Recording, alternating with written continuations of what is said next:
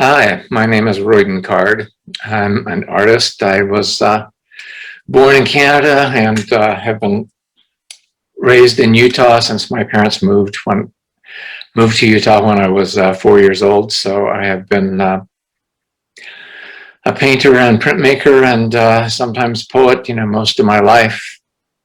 I started painting when I was 14 with instruction from my father, and I've continued doing that, and I'm still lucky enough to be doing that now.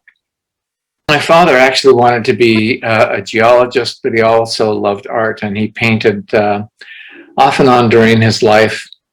From the time he was in high school, and also took a couple of college classes in art, uh, and was able to, pursue painting part time, and also he played in like the local band, but with a trumpet. So he was artistic, and also my mother was artistic in her own ways as a quilter and a ceramist. And they encouraged me, and I'm really glad that they did. And they're both deceased now, and but I really appreciate them working with me and encouraging me during my life. I took all the classes I could in high school that were, art related, went to the summer school things, and then entered university focusing on art.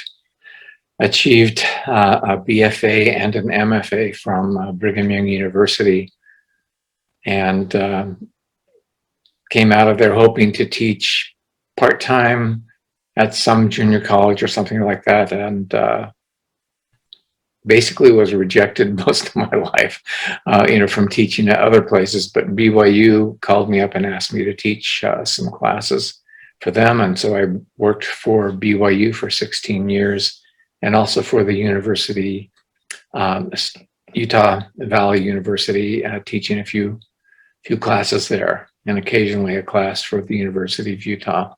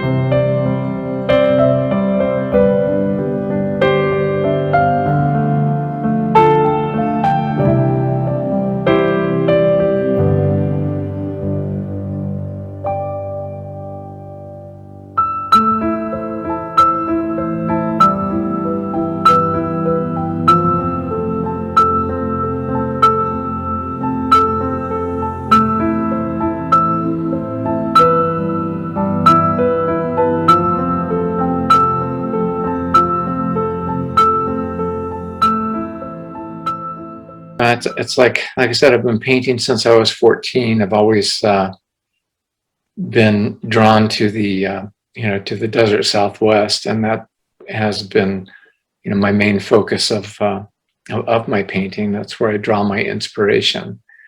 I love traveling in the desert. Don't have the leg power or the energy to do as much hiking as I used to, but the desert is still the place that I go for inspiration, and it's still the place I go to find my imagery. I mostly travel into the last 15 or so years have traveled to the places where people don't usually go, off path, off trail, into places that are not generally thought to be picturesque. I consider them, that people call them the Badlands, or the gray lands. They don't see much color there. I see tremendous amounts of color and subtlety in these out of the way places, and find it just enriching, and also as just a place of solitude and of refuge. It's where I go to be quiet, to help me center. And it is the beauty that I find there that I try and share with other people.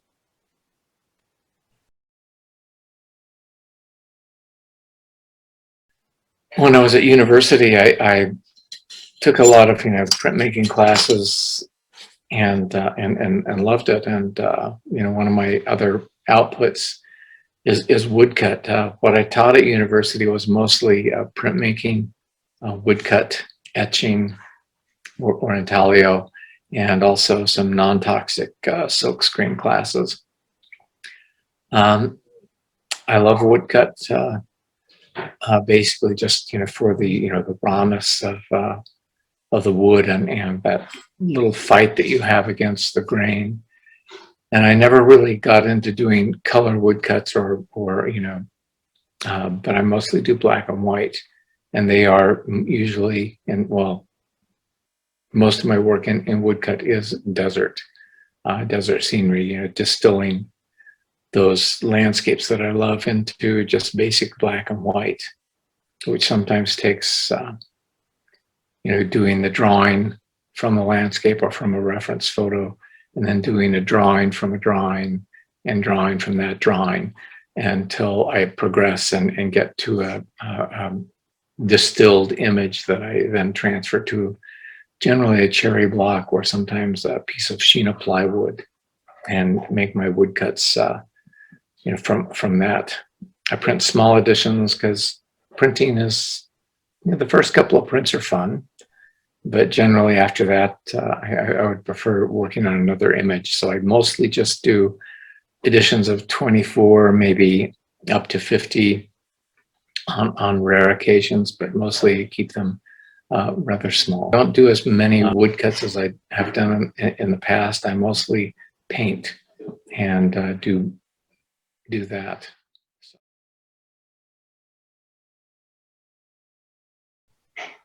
The poetry, I think as a teenager, I wanted to write. Was never really good at it. My English classes were always very, very hard, but I had some good mentoring after college, attending a few writing workshops in conjunction with some organizations, the Entrada Institute, but also attended a writing workshop with Terry Tempest Williams in Wyoming. And she's a kind of regionally known writer of nature and a feminist, and had some good instruction from her. And from then I started doing more writing, and finally figured out, that if I just write what is important to me, write what I feel, I generally, can come up with some sort of prose and occasionally poetry. But I mostly write, prose that doesn't rhyme, and it's all generally nature oriented. Writing about the land, writing about what I see, writing about what I feel. And it kind of ties in with, my painting and printmaking. I have had exhibitions.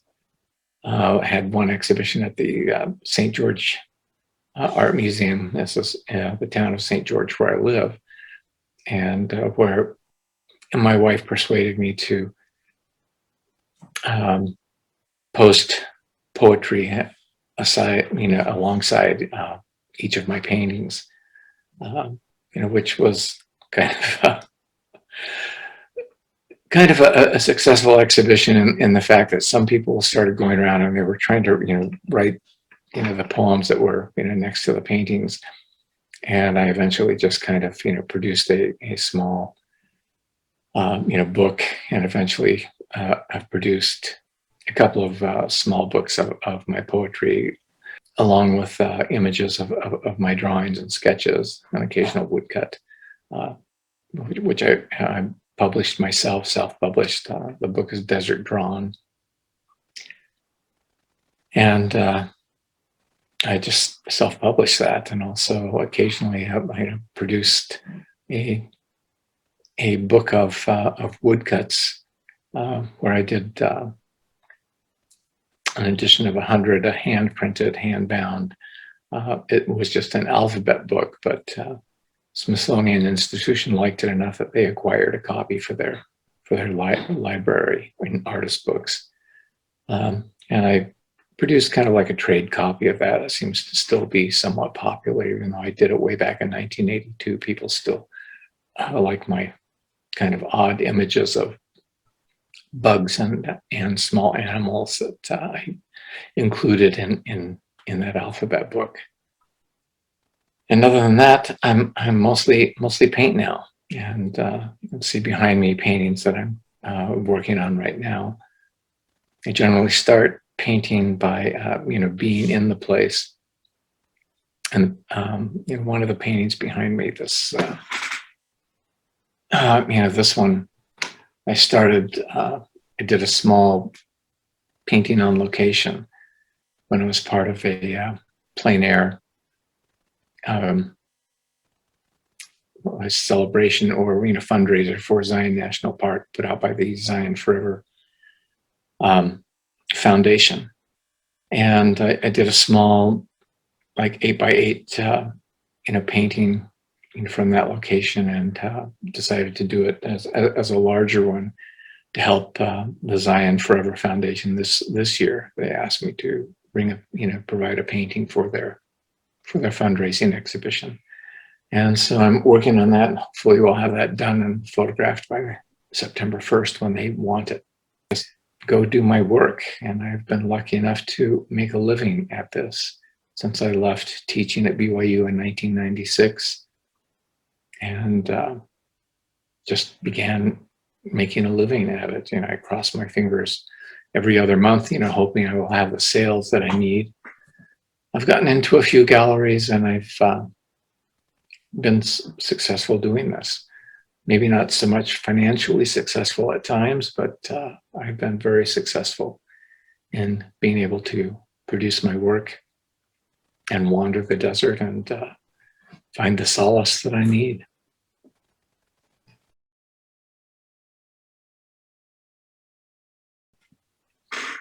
Up until about the year 2000, I probably only finished about 5 to 10 paintings on location. I would always take my paints out with me and my sketchbook.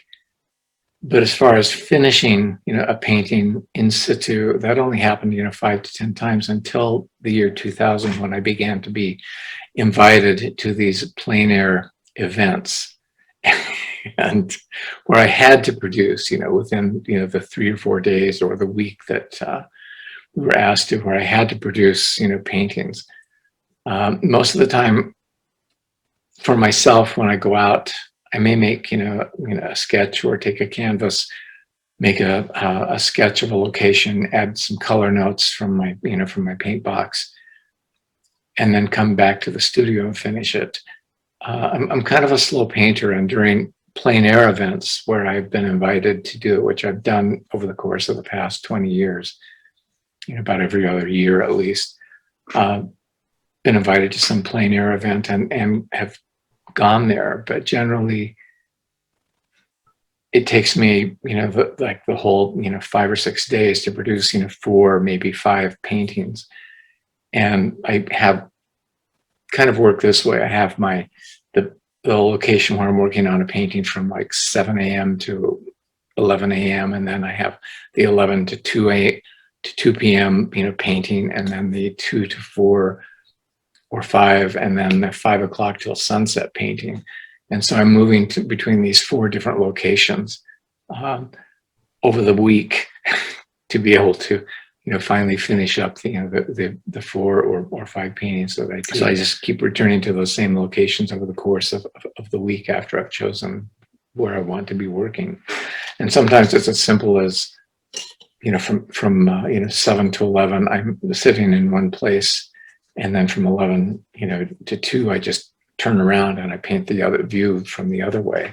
It's worked out well that way. So I'm just able to do that. And so painting plein air is not my favorite thing to do. There's like this pressure, and I've kind of pulled back from doing that the past couple of years and not accepting invitations or applying to paint in some of those festivals and or events. But I think my favorite thing about painting plein air or being in those plein air events was meeting and speaking and having the camaraderie of other artists, the 10 to 30 other artists who were working that same event, and enjoying the people. So it's not that I'm opposed to talking to people, but I find it kind of hard to paint and talk to people at the same time. So generally when I do a plein air event, or when I've kind of hidden myself away and people have to search to find me. So that's, I'm kind of a lone painter, but I enjoy the times that we meet together with the other artists and we're able to talk and look at each other's works and talk.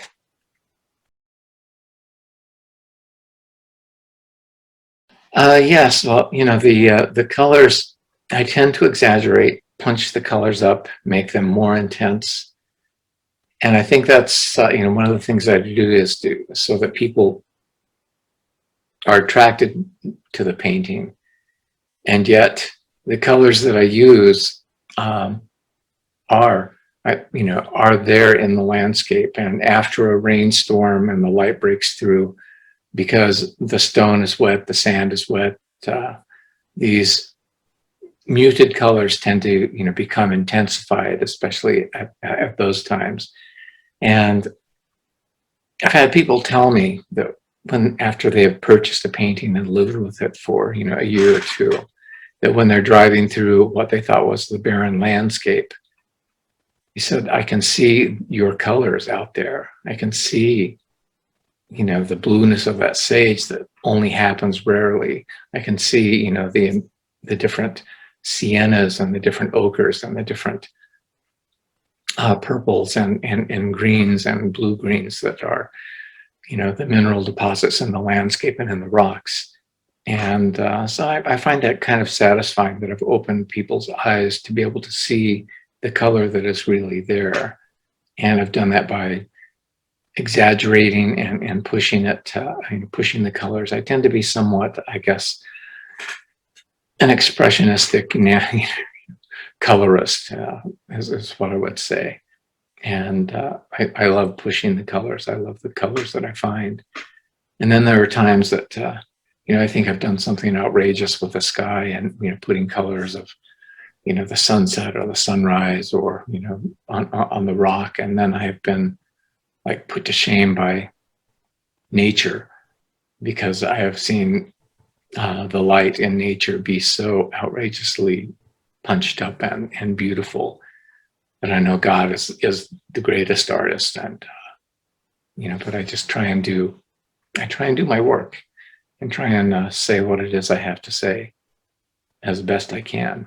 What's it like to work with different mediums? Because you're working with some mediums as a painter and other mediums as a printmaker? It's just a different, approach. And when I'm looking at a landscape, and especially, when I transfer something to be a woodcut, it's because when I've been out there, I've seen the shadows and the contrast, usually in the early mornings or the late afternoons, where I can see the contrast of the darks and lights, and so I know that could be used to do a woodcut, and go that direction. And I just find it's a different way of speaking about the land. And when I'm working in black and white, that distillation has to happen, and that's why I may go from a sketch and do the one drawing, and then work from that drawing to do the next drawing, and then from that drawing to do the next drawing. And I have at times, done a sequence of like 20 drawings, and sometimes, switching to brush and ink from, the original sketch. I tend to sketch in mostly, a technical pen or a ballpoint pen in my sketchbooks, and occasionally a pencil. But then if I'm working up a woodcut, generally go to brush and ink for the final drawing and for the final, revision, to get that image down. It's just, woodcut to me is distilling the landscape into basic black and white. And it is in some ways kind of, one writer, one critic described it as I was, distilling them into Zen-like, views of massive landscapes, or of this piece of landscape. So I guess that's, what I do with color, with painting. I'm just a lot more free. And I just paint, Yes, I've had students ask me, well, how did you develop your style? And I said, I never worked to develop a style. I just painted the things that I loved, kept painting, and what I'm trying to communicate and what I'm trying to do. You can't help but just be yourself. And if you're, like true to yourself and not trying to imitate someone else, yourself, what you say, what you have to say starts to come through. And I just believe that is, what is, a personal style. It's just a person's personal relationship to beauty and to their own love, and how they want other people to see what I see.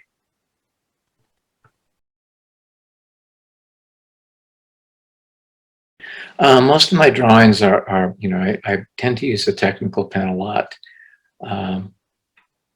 which are, like similar to a rapidograph, or what's the name of the other pen? Pilot, ceramic tip, technical pens. And I tend to use, like the number 1, 2, or 0, 1, 0, 2, 0, 3, pen tips a lot.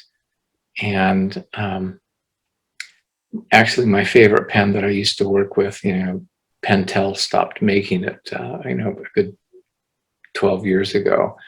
It was called a hybrid, pen, which was water fast and, light fast, and was a ballpoint pen, but it it flowed really, really nicely, whereas the technical pen doesn't quite flow and as free as I would like it to be. So a lot of my things are just black and white drawings, and my sketchbooks are part of that. In the book Desert Drawn, most of my work is just those line drawings. I don't know. I'll probably just show you here. Excuse me for a minute. But they just tend to be, something like that. That are just, these technical pens and ink that I tend to do. And or sometimes, come back over it and use brush and ink to, to get these, the drawings that I like. And I like drawing a lot. I like sketching out in nature. Occasionally solid drawing, but most of the time my drawings, really don't sell, and I just use them as reference points for starting a painting or making a painting. And I don't know. I do have. Excuse me, just a second. Pull this down. But I also use reference photographs. I don't know if you can see that, but underneath was a copy of a smaller sketch that I blew up and graphed up. I'm working on this other painting which is behind me, and I've just drawn that. But for that painting, I did like the original sketch on location and took a reference photograph, and I've just worked back and forth with reference photograph and my sketch, and that's kind of how things get done. And a lot of my paintings tend to use kind of like a heavier outline. And even, when I painted plein air, I would generally always do a sketch in my sketchbook of that location to try and get to know it better before I would do the drawing on canvas, and then, add the color, that I wanted to it. So it's just, that seems to be kind of like my process. A lot of drawing, a lot of, sometimes reference photographs, and just going after the painting as best I can. I noticed that you had your poetry book with you. Yes. Could you read us? Yeah, and sometimes my writing takes, the form of kind of poems, but they're mostly like, prose. This one is called, Desert. Desert, where time is measured by sighs in the wind, marked by a passing insect's buzz, cloud shadows rolling across the land and over the horizon, by the seasons' silent, slow descent into another. Nature's clockwork is never fast, slow, or broken down. Man only is out of time. So you get, kind of like a little bit of my, philosophy that goes along with that. And I'd like to read one other thing, and it's just, like when I put out, my own advertising, which are, generally like postcards. Can't see that very well. White's not good. But I always, over the past, 15 years, I've always tried to put some sort of, written, prose or statement on the back. And this last one, it doesn't have a title, but I just kind of put it under another image. And it reads, that's, what I wrote is, if we did not need a sunset's beauty, we would not pause to look. But we do. And looking, we become richer, more human, more open, and sensitive. Beauty is fundamental. We search for it. We desire it. We endeavor to save it. We draw it, sculpt it, paint it. We sing it, dance it, write it. We want to save it and to share it. So we create, and in that act of creation, reveal that divine spark within our soul. Which is what I believe, and it's kind of like just the things that I write. And sometimes, I usually don't write when I'm out in the landscape. It's when I come back and I'm actually painting that sometimes I have thoughts and I will write it down, stop painting, write down a thought, and then during the course of, several days, maybe, refine the thought, add more to it, and then come up with, my prose, my statements, and have stacks of these little words and books with these statements in it, and I hope to be able to maybe over the course of this next winter, edit and maybe put out another book of drawings and or paintings and some of my prose and poetry. But I will just probably just keep painting, keep doing that. You almost seem like a hermit artist. Well, I tend to do a lot of my work alone. I enjoy other people. I enjoy other artists.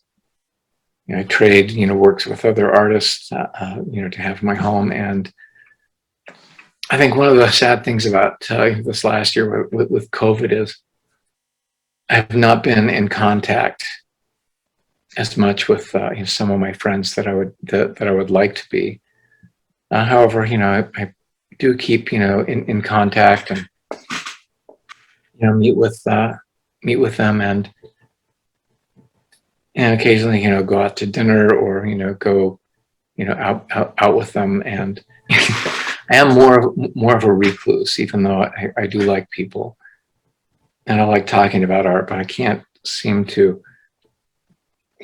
as in the plein air events where they would like you to be painting and talking with people. I don't do that very well, and so I tend to seek those places that are out of the way when I'm doing that. And like I said, a lot of the places that I go, they're not like the scenic pull off or the viewpoint that 10,000 other people have taken photographs from that viewpoint of this one feature or that feature. I tend to go off-road. I tend to hike off-road, or pull over when I see something that's interesting, or hike to a place where I think I like this feature. I like some of this in the background, and if I hike over here off the road maybe a half mile or so, I can juxtapose this over here that I really like with this feature that I want to record and that has some sort of meaning for me. And so yeah, I'm basically, when I go out alone and do my searching and my hiking, and there are areas that I go back to again and again because I know I haven't depleted the imagery from that area that I want to do it, because the more I hike, the more I walk, the more I see, the more I draw, the more other things that I see that I could turn into a painting that I could maybe help not only myself to see more fully, but help other people to see there's something out there that is not just this arch or this great cliff. It's not the great white throne. It's not delicate arch. It's not this, but this is another aspect of this landscape that is beautiful and that is inspiring. And the subtleties of the land, that I find, enriching, speak to me in kind of quiet ways, kind of like in a stillness. So even though I treat my colors, rather punched up and kind of loud, they're generally not the views that other people wanted, or whoever, made the trails, wanted people to, look at. And there are spectacular things out there, but I tend to choose those things that are not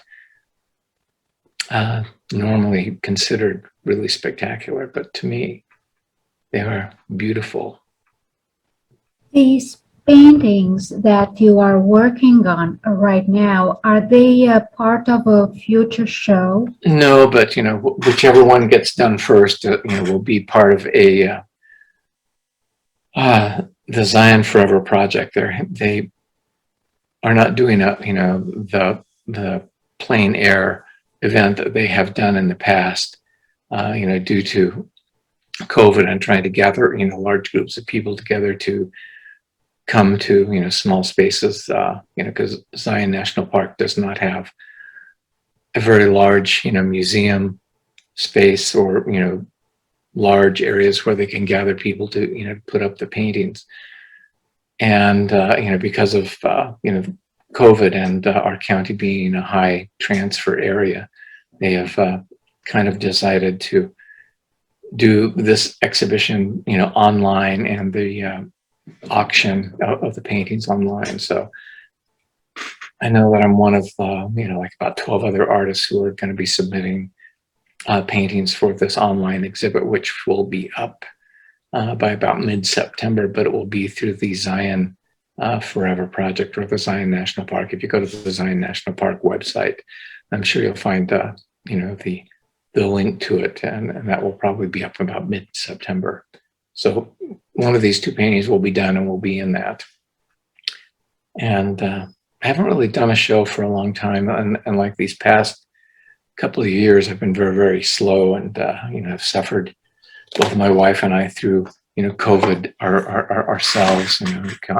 We had contracted it, and had to be quarantined, and luckily we did not have to go to the hospital, but it took us about 3 or 4 months afterwards to get back some vital energy, and then I've had some surgical procedures that have kept me from being as active and being able to hike as much as I have liked.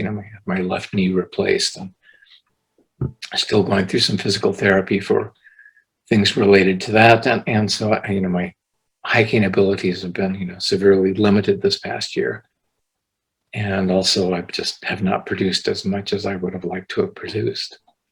But anyway, be that as it may, I'm feeling much better. I'm hopefully going to take a couple of small side trips over the next month, and go visit some of the areas that I love, and do some more sketching, do some more on location color note taking, and hopefully get some more paintings done. You have been painting for over 40 years. I have a question regarding the supplies, the art supplies, the paints. In your experience, do you see an evolution, a positive change or negative change in how paints have evolved over the years, the pigment, the quality? Are they better? Are they, maybe some of them are no longer being produced? Oh yeah, I've seen. It's when I first started painting, I was painting in oils, and my father gave me his old paint box, and I had a couple of old tubes of alizarin crimson, and some cadmium yellows, and a few other things that came from England, and the paints were really good, really highly tinted, highly done. But I've also noticed over the years that I switched over during my undergraduate, and between my undergraduate and graduate work. I switched over to acrylics because back in those days, acrylics were I think trying to get a foothold, and they were actually cheaper. It's kind of like a tube of cadmium yellow oil paint was like $8, and a tube of cadmium yellow acrylic paint was like $5. And so I was starting to use some of the acrylic paints for underpainting, and then paint with the oils on top of them. And I also noticed that there were some brands that the companies were purchased by larger conglomerates, and some of their quality started going down because they had subcontracted with someone else to provide the pigments and the grinding and the production of the paints, and they weren't being done in-house anymore. And so I've seen some, paint companies, start producing, well, it's like there's one U.S. company. I'm trying to avoid, getting sued here. So I'm not going to mention names, but they started producing, what they call a student brand, which is, lower quality, and then an artist brand, and then a professional, series. And so it's kind of like, of course, the price goes up, but also does the quality. And one company that used to produce, I started out producing printmaking inks, and Daniel Smith Incorporated, and they started out producing printmaking, lithographic, and printmaking inks, and then expanded into doing watercolors and acrylic and oil paints. And some of my favorite colors that they produced, and quinacridone colors, or something new that has, they've been producing them for about 20, 25 years now.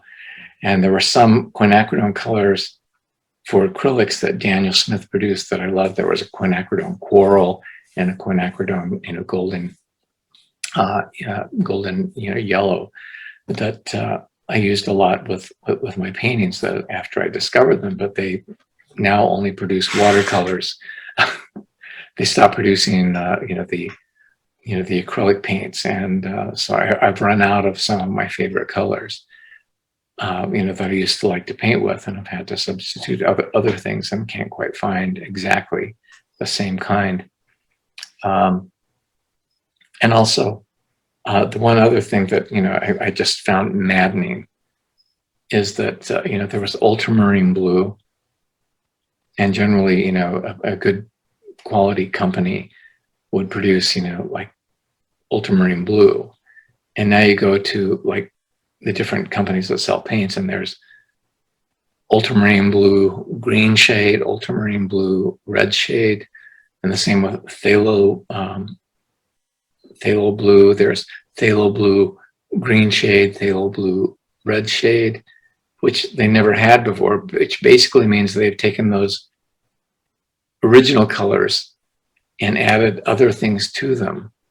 And I once called up, what was it? I think it was, I can't remember if it was Winsor Newton or golden colors, golden acrylics. And I talked to the color chemist, and I says, which one of these, is now, which was the original ultramarine? Was it the original, what you call the red shade or the blue shade? He says, well, we call it the red shade, but that was the original color, and the blue shade is something that we've added, something else too. And yes, there are more and more varieties of color, and I don't appreciate them doing these other things and having to find out well, which was the original that I was using, so that I'm not finding something else that is a muddier version of that color. And so, yeah, I find it kind of, maddening.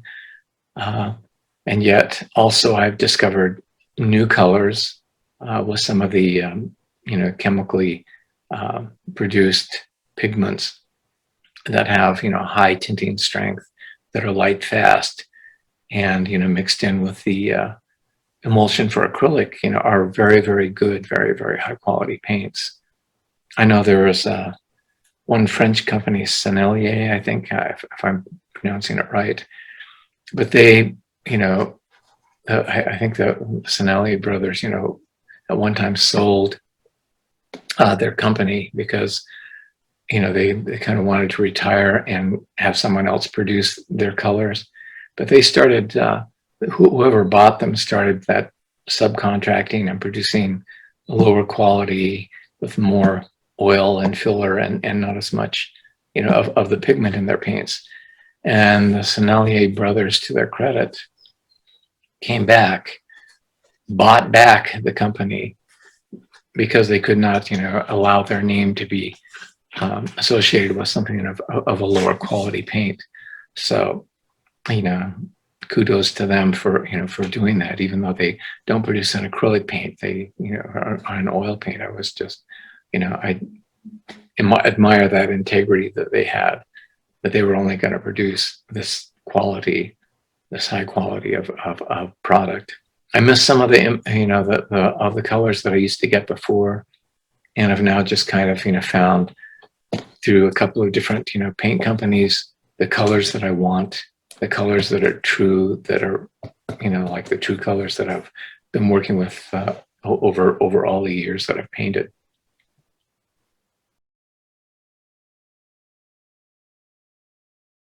I have done some of my people. Some people find my work somewhat abstract.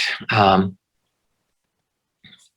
I said, I'm kind of expressionistic, and I did, for a couple of years there, I did a series of abstract woodcuts, because I'd always kind of been doing these slightly small, these small abstract, drawings, working out things. I was also interested to know that Thomas Hart Benton,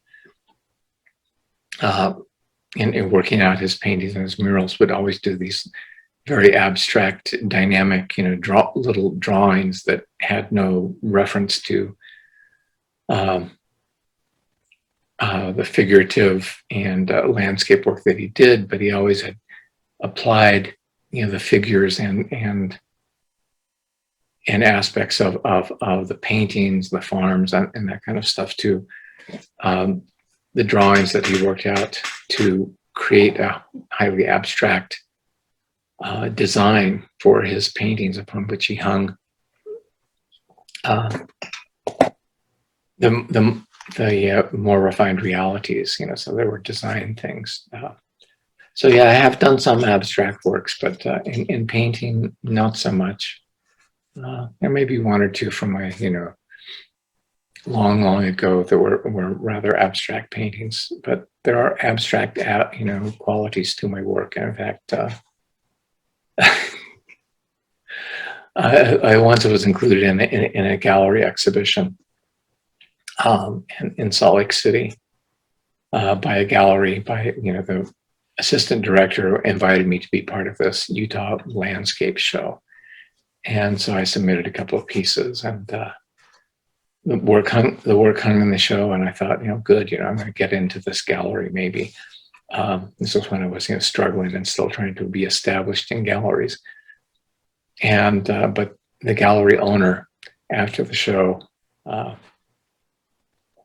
he says, Royden, you're not realistic enough, and you're not abstract enough. We just don't have a place for you in the gallery. And which I thought was just kind of funny, and have gone on, but I've since, have galleries that do carry my work, and people who like my work enough to keep me in finances that I can support myself.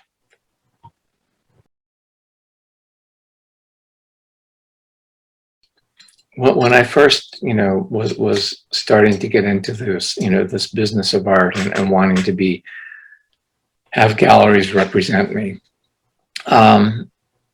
When I first started back in the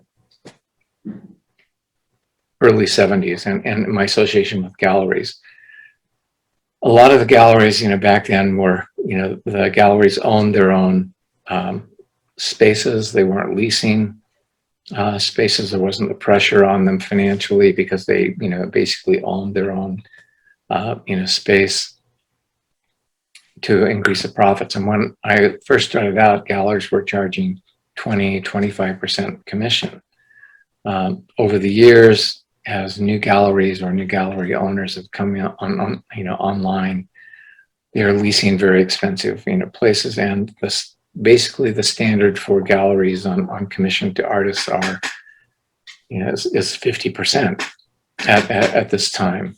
And galleries can be of great use to an artist if the gallery is, promoting them and, working with them, and occasionally, doing, one person exhibit in their gallery, and helping them to get known, helping them to advertise, and having a place where you can have your work up on the walls and people walking in to see it and do that.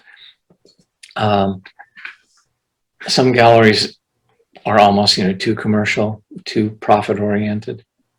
The galleries that I'm with now are, seem to work well with me. They like my work and they promote my work, and I appreciate that. I did for, about a year, did have my own, rented my own space and had a gallery / studio where I was in the studio and also trying to be, handle clients and doing that. But after a year, decided that, I just didn't like being a shopkeeper. My production went down about 50%. And it wasn't that I didn't like talking to people and trying to sell them my work or hosting a couple of other artists, in my gallery, which was fine. And I liked doing that.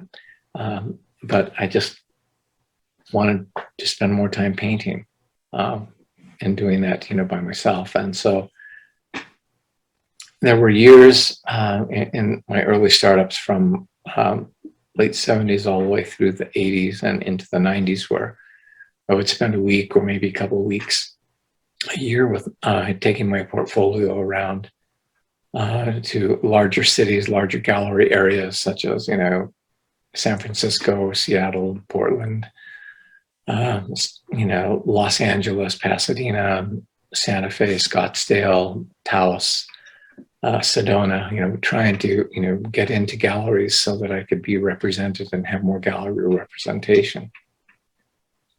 I found that even though there were some of those galleries who took me on for maybe a couple of months or maybe a couple of years, it wasn't all that advantageous to me. And the only sales I made, through those galleries were basically to the gallery directors who purchased the work as I called me in and asked me to pick up my work. So, it was kind of disheartening, but I have some local galleries here in Utah and also one in California that handles my woodcuts and drawings. And even though the gallery that handles my woodcuts and drawings, the Annex galleries in Santa Rosa, California, they don't sell all of that much for me. They have been promoters of my work over the years and occasionally, do sell works. But I sell most of my works through the local galleries who have, in a sense, helped me develop a clientele and an association with some of the designers that they work with, or being able to place my work in high-end homes where people, can afford my work and allow me to part with that, 50% commission actually rather gladly because of the work that they do for me. So I'm pleased with the galleries that I have, become established with over the past, 20 years. And they are a good help to me. But there are also, I know, galleries who have not been so good for me. So, other than that, that's my take on galleries. You have to have someone there who loves your work, who wants to promote it, who believes in you. And that is one of the hard things that's hard thing to try and find. I think a lot of galleries, commercial galleries, will try an artist or an innovative artist in hopes that they will, make them money. And sometimes the focus of the gallery is to profit. If it doesn't make money quickly, fast, they don't have the patience to wait and help develop that person's, that artist's, base of clients. So that's my take on galleries. They can be good and sometimes not so well.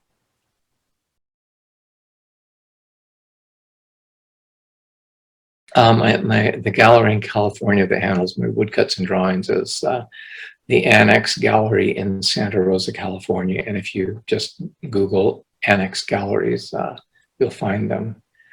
Here locally, Worthington Gallery in Springdale, Utah, handles a rather large selection of my works as well as A Gallery and Frame in Salt Lake City, capital A Gallery in Salt Lake City. And there are a couple of A galleries in the United States, so you would have to Google A Gallery Online.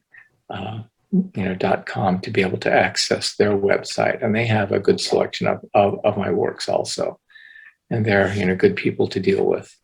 There's also a Juniper Sky Gallery, which is out in a small town called Kayenta, Utah, and they have a smaller selection of my work, but been advantageous to me in helping me acquire an occasional commission. With some of the people that they deal with. So I enjoy all of these people who work with me. And other than my, Royden Card Fine Art website, which I don't really keep up on all of that much. I can no longer do my own website and my own posting of that kind of thing. But occasionally on Facebook, I post a work of art, and my Facebook page is William Royden Card on Facebook. Most of I've gone by Royden my whole life since the day I was born. I was named after my grandfather, William Royden Lowe, and he was called Royden by those who loved him and knew him his whole life also. And so that is those are the ways that people can access me. I send out postcards, to people who are my clients and collectors, as well as hopefully prospective things. And a lot of people enjoy my postcards. And other than that, it's like I'm kind of like this reclusive, almost hermit person. I prefer people go to the galleries to see my work. Some people have come to my home to look at my work, and I'm very honest and straightforward with them. I say, I don't undercut my galleries. If you buy work from me here, you'll pay the same price as my galleries. You'll pay, the state sales tax, and I just have an arrangement. They write the check to one of my galleries, and I, share the commission with them, because generally some people, that's where they have, seen my work and have come to me and wanted to, purchase my work. But I have contract obligations with all of my galleries that I will not undersell them or undercut them. And when I sell my work here, I share that commission with the gallery. And that's one of the things I would tell any artist who is starting out. Always be honest with the galleries that you have, and abide by the contracts that you have. They will appreciate it. And also, some of my galleries, I will contact them and say, this person has come to me, this painting is new, it hasn't been in your gallery. Would you be willing to take less commission, for that? And they've been generally very good to work with me, as far as, maybe taking less commission because that painting never has shown in their gallery. And they just appreciate me being honest with them. And that is my take and my caution to all artists. Don't sell your work at the price that you can, that makes you a living, because your work is of worth. And if you're true to yourself and not just painting to be an illustrator or doing something like that, or trying to do imitations of other people's artists, your own work is of worth. And if you're progressing and moving forward, and trying to get that richness and that honesty in your work, you are worth what you ask. And other than that, that's all of my suggestions and to other artists.